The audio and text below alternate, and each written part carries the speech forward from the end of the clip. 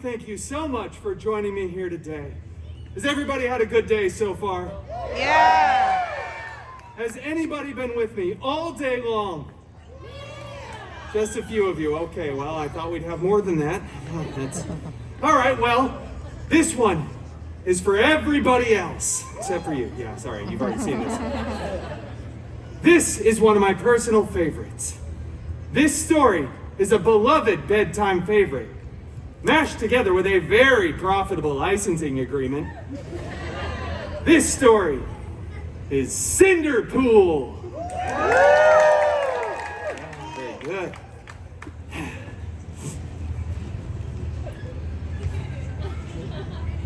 Feels like someone else sat in my chair. All right. I just want to show this off. Isn't Peggy the best dog ever? Look at that. Woo! She's not actually here. You don't have to cheer.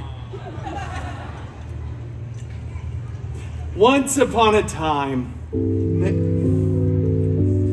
No, it's not the same when I do it by myself. I think we should all say those magical words together. Ready? Once upon a time. That was not very good at all. Not at all.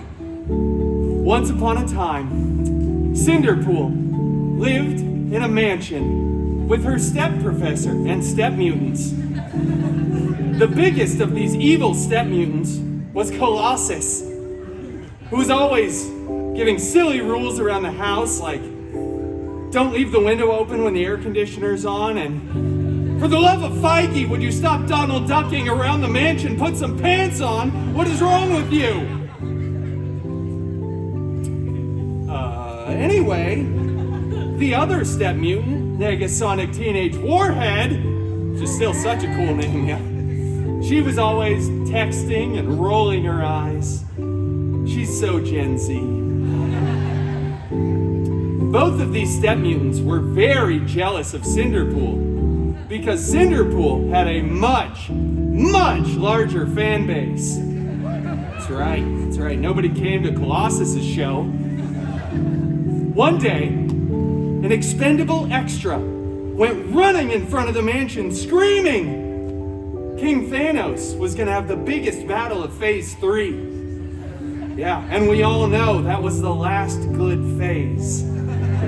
Yeah. Cinderpool desperately wanted to go to the big battle, but Colossus said, "No. It is too dangerous, and Cinderpool is not a good part of the team." Cinderpool was crushed because then Colossus ripped apart his favorite costume and Negasonic blasted it with her mind powers. Oh, it was so cool. So Gen Z. So on fleek, no cap Sigma. Cinderpool was crushed, devastated, and vulnerable. He stumbled out onto the mansion grounds for dramatic effect. But then Cinderpool looked up and saw what was beginning to form, a magical sparkle circle. And out of that sparkle circle stepped Cinderpool's very hairy God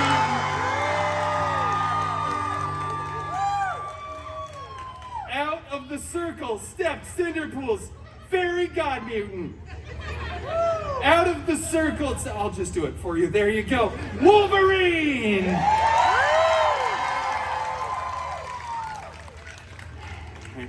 Oh, fairy God Mutant Wolverine! I desperately want to go to the big battle, but my mean step mutants ripped up my favorite Shut up! He said lovingly.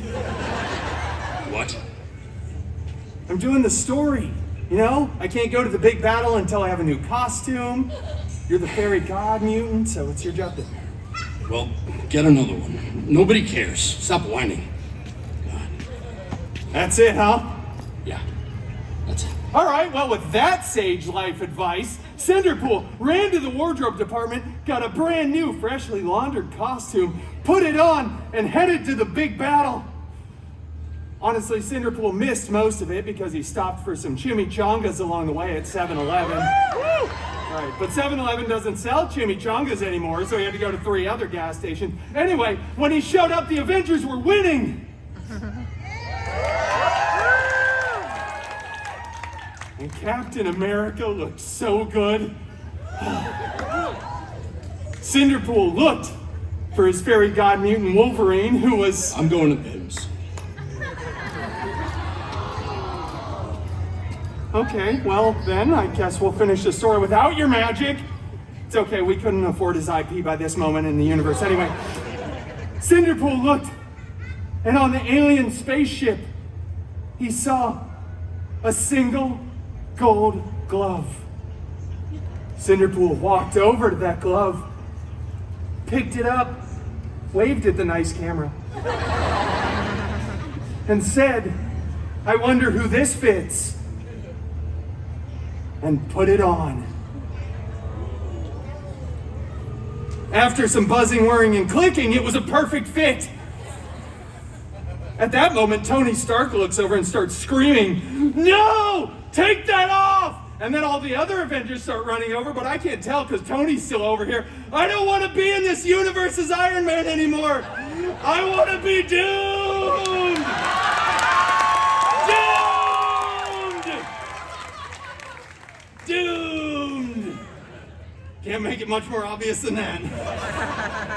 Then all the Avengers yelled at Cinderpool, "Do not snap!" And you know what Cinderpool did? That's right, I'm glad you figured it out. Cinderpool snapped.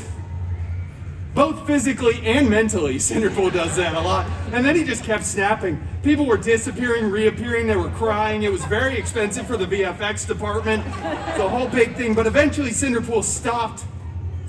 Everyone was back.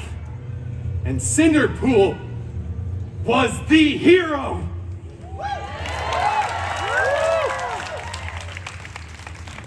However, at that moment, the Avengers tackled Cinderpool to the ground, ripped the glove off of his hand, blah, blah, blah. They remake the movie years later. They CGI Tony's head onto my body, so he's the big sacrificial hero, and it goes on to become the most profitable film in the Feige universe, the FCU. But it was all right, because Cinderpool went on to start his own film franchise, right? Which will break box office records. And then they have to invite Cinderpool back to the Avengers Endgame 2, Electric Boogaloo. That's right. And that, ladies and gentlemen, is the end game. See what I did there? It's a play on words. It's a play on words. Thank you so much for joining me for Storytime with Deadpool. You've been great. Most of you have been a wonderful crowd. Thank you so much. Those of you who are, you know who you are. All right. Bye, everybody.